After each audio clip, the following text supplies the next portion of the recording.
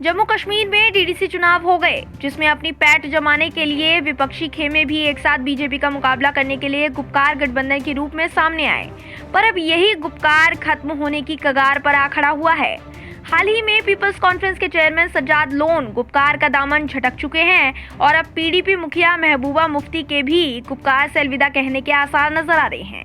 दरअसल सज्जाद लोन के गुपकार छोड़ने के बाद से ही पीडीपी के नेताओं ने महबूबा पर भी गठबंधन को छोड़ने का दबाव बनाना शुरू कर दिया है।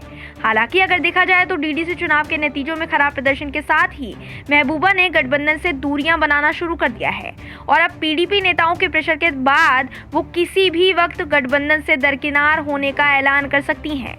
अगर ऐसा हुआ तो गठबंधन से दो बड़े दल दूर हो जाएंगे और सिर्फ एक ही बड़ा दल रह जाएगा, जो होगा नेशनल कॉन्फ्रेंस। दरअसल महबूबा को कहा जा रहा है कि वह गुपकार से किनारा कर लें, क्योंकि इससे पीडीपी को नुकसान हो रहा है। डीडीसी चुनाव में पीडीपी को नुकसान हुआ है। विधानसभा चुनावों में पीडीपी गुपकार के साथ नहीं बल्कि अपने स्तर पर चुनाव लड़े, जिसके लिए अभी से तैयारी करने के लिए गुपकार गठबंधन को छोड़ना जरूरी है। इसलिए महबूबा अपने नेताओं की सलाह पर विचार करने में लगी हुई हैं।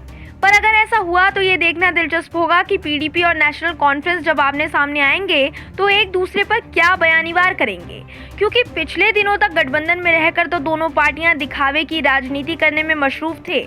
अब ऐसे में अगर महबूबा अलग हुई तो जम्मू कश्मीर की सियासत में क्या भूचाल आता है, ये देखना लाजमी होगा, क्योंकि महबूबा के इस कदम से बीजेपी के लिए एक और खुशखबरी सामने आ सकती है। बीजेपी के लिए जम्मू कश्मीर की सियासत के दरवाजे शंखनाद के साथ खुल जाएंगे।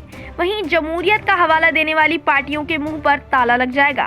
Bureau report, OMH news. और भी वीडियोस देखने के लिए चैनल को सब्सक्राइब करें और बेल आइकन को दबाएं।